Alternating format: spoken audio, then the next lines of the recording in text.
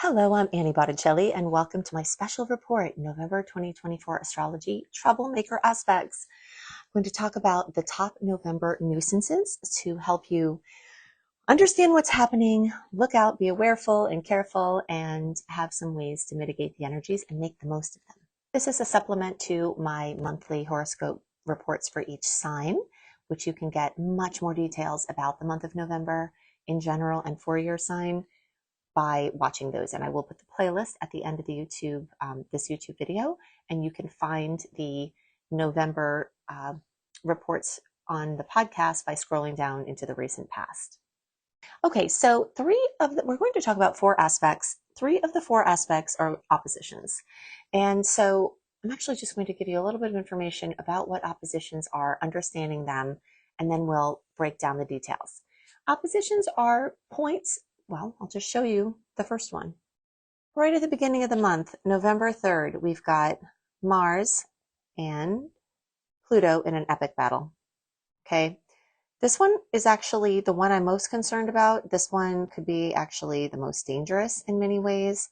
I'm not telling you this to scare you. It's just nasty, and I want you to know about it. So the date is November 3rd. The transit is Pluto in Capricorn. Well, it's Mars in Cancer opposing Pluto in Capricorn. And you will feel this for at least a week before and after. So the last 4 days, of October, like the 26th, 27th through the rest of October, and then at least into November 10th is being very, conservative, just to make sure you're kind of on the lookout here. With, of course, the worst of the tension happening the closer to the 3rd. Oppositions bring tension and duality. They bring a pull in two directions where you may feel like you're, being pulled limb from limb because things are really needed at one end of the opposition and things are really needed at the other end. So your attention is being called in two different directions. In this case, for all signs, it's going to be Capricorn and Cancer, which is home versus work, or your place out in the world, even if it's not involved with making money, versus your inner world, your intuition versus your logic, your strategy versus your gut feeling, home and family versus work and employment are a very common way this will manifest. There could be tensions that are building for a while, and they may come to a head at this time.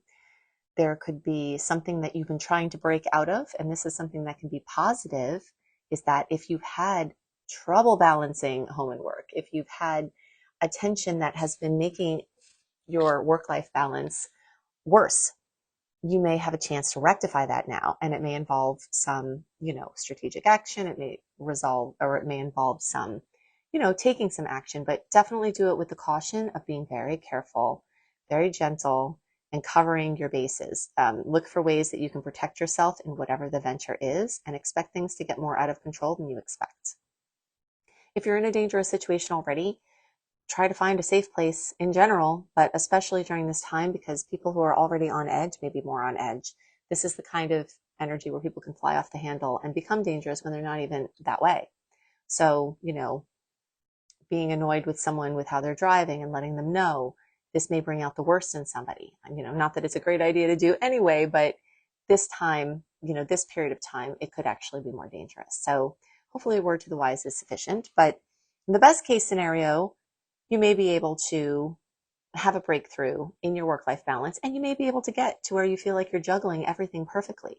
The goal with oppositions is this perfect balance, is seeking the balance, not the extremes, is knowing that you can't do everything for all ends of what's required of you at all times, and finding peace with what you can do and feeling like you're doing a good job. So it is possible that the tensions and the authority issues and the power struggles that may come at this time, you may break through them and then feel really good about your accomplishment. Just be cautious. If you have feelings that you feel like you need to get out, it might not be the best time to tell somebody. It might be the best time to write a letter and then rip it up and then go into a conversation with less charge. Because if you go into a conversation with more charge, then you may have that boomeranged back at you. And this is also compliments of the deepening of Mars retrograde shadow period. December 6th, it officially goes retrograde, but it's been starting its pre-shadow transit since October 8th. So here at the beginning of November, where, getting pretty deep into it. And one of the very important things to know about Mars retrograde energy is that if you pick a fight with someone, you may boomerang back more than you expected, even if you're right. Who's right doesn't really even matter. It's just the energetic of aggression in any way. Now, it's fine to protect yourself, but just kind of be aware of this dynamic of this boomerang effect. One way to make lemonade in oppositions is to transform challenges into growth and take the opportunity to grow and to break out of whatever it is that has been holding you back at this time. So these can be definitely catalysts for transformation, and viewing the challenges as these opportunities to gain insight and emotional growth and growth in whatever other areas of your life are coming up. That would be taking the lesson and making lemonade from the lemons that may come at this time. Here's my happy lemon with you trying to make the most of things, or putting protection in place that maybe needed to happen anyway. You used your knowledge of the transit to, protect yourself more where you needed to do that.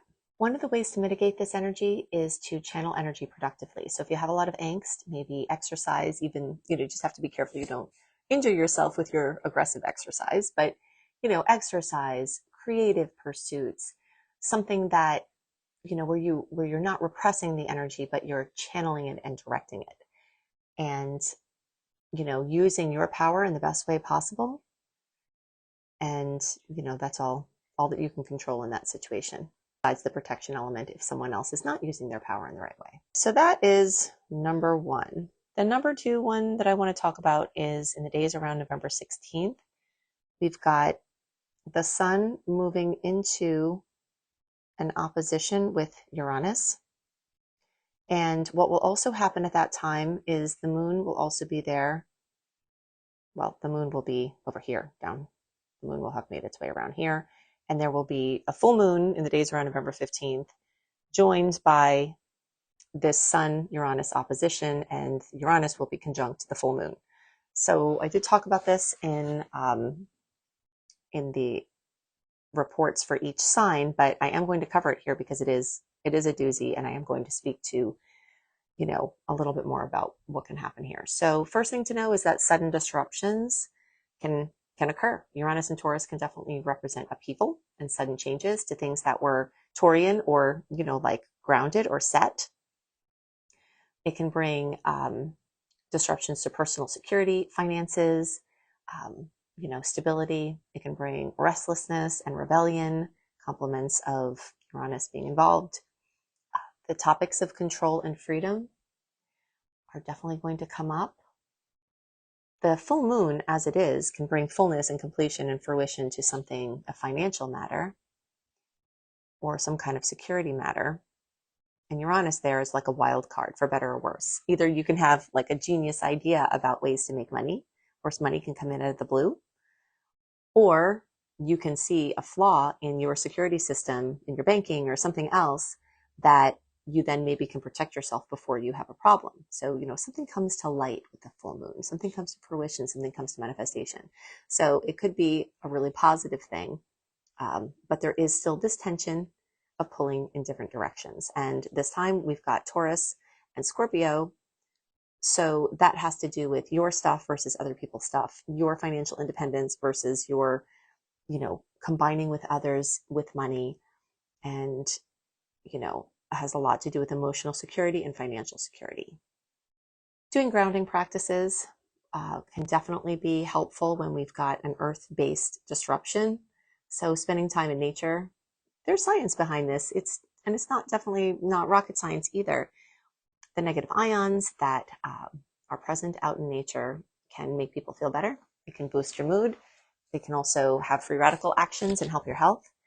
And they can help you to maintain a calm in a time when you may be frazzled. And Uranus can definitely bring frazzling. So that's number two. Number three, in the days around November 18th, give or take a few days on each side, this one is a little bit softer because it involves Jupiter. So let's see, we've got Jupiter here, and then it also involves, one other thing, this full moon is a supermoon. So all of the emotional potentials and the manifestation potentials are magnified, We've had multiple supermoons in a row, so we've had a lot of intensity with moons. I have been doing extra videos on these because they have been so powerful, but that is just something else to know. The gravitational forces will be very powerful. And of course, that could put water where it shouldn't be, emotionally or physically. Okay, so the number 3 transit that we're going to talk about here, this is the third opposition, and this has to do with Mercury in Sagittarius and Jupiter. Actually, while we're at it, I'm going to throw in another one. We've got Pallas Athena and Venus opposing Jupiter right at the beginning of the month. The days around the 3rd, Venus will be exact in an opposition. And then Mercury will come, and Mercury's a little hidden here. We'll get him out of there. Okay, so Mercury will come and then make that same opposition, and that will be in the days around the 18th. So in the days around the 3rd, the days around the 18th, we've got a lineup of oppositions with Jupiter, and that can mean overconfidence and overextension. Like I was saying before, especially with this Venus one, any oppositions involving Jupiter can tend to be a little bit softer sometimes than some of the other planets, because it's called the Great Benefic. And sometimes what you might be doing here is you might be on such a high of, expansion that you overcommit. And in a very Mercury retrograde covered month, as November is, which I go more into in the individual reports, and in the impending Mars retrograde, overstating or overthinking your capacity or your desire to do something. You may be in a good mood with serotonin, really boosted, and you may say, sure, I'm going to do this, I'm going to do that. And then when the transit passes and the retrograde deepens, then you may be like, oh gosh, I really wish I did not commit to that. So, and this can have to do with money. So this can have to do with borrowing money or making a purchase. And the Mercury one can have to do with communication, information, things like that. When we add Pallas Athena to the picture here, we're talking about strategy and wisdom and creative intelligence. You may be trying to strategize in a time like further into the future than you can really see.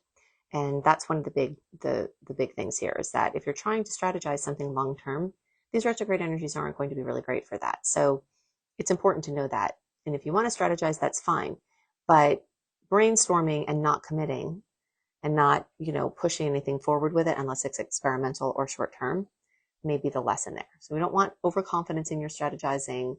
There could be some conflict between beliefs and logic, and that's complements of Sag versus Gemini. This can give you a chance to integrate Jupiter's expansive energy with Athena's wisdom, so you can still think big while trying to remain in a grounded strategic approach, and that could be a benefit of it. So some ways to mitigate this is to have focus and precision. Jupiter rules Sagittarius, and Gemini and Sag both are upward spirals and can be very scattered. So the more you can kind of like just trim off the sides of whatever big vision you're working on here, it may help you, having some precision and some narrowing down. Also check your facts and just remember those flexible relationships or agreements or contracts, because it's not a good time to commit to long-term things. In general, another way to make lemonade during oppositions is to try to stay as grounded and practical as possible, and to engage in self-reflection, which can balance out this really outward energy. Gemini is really social, so is Sag. This is a very upward pushing energy. So just kind of like asking for some time to think about something, or asking to sleep on it before you make a decision, might also help out with this situation. Okay, so the last one that I wanted to talk about is Venus and Chiron. It's a square in the days around November 27th, and it is here with Chiron, and then when Venus comes into Capricorn, then it will make this configuration. So squares are a little different. They're pressure points also. They can crack you, into a whole new way of being also. But there is more of, I think in some ways, there's more of a pressure to make something happen, whereas with the oppositions, there's more of a pressure to balance things out, So there's something that wants to happen here, and it may center around woundedness in relationships. There's always something woundedness related when Chiron is involved. And Venus represents love and relationships and also money. So this can bring up feelings of inadequacy since Ceres is going to be conjunct there too. We're actually going to have a square there as well. And Ceres has to do with being able to put food on the table, like basic needs being met. And this is a very practical energy. So individual desires versus what has to be done.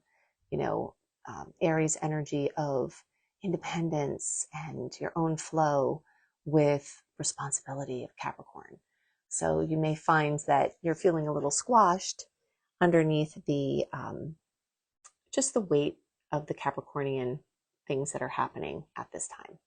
A lot of times these squares, especially involving Chiron, don't feel good, but they do tend to be very revealing. And the nature of what is revealed can really help something that was under the surface to just come out and be dealt with, so it doesn't have to be the elephant in the room anymore, or the thing that was not even named because you didn't know what it was, but you just felt it.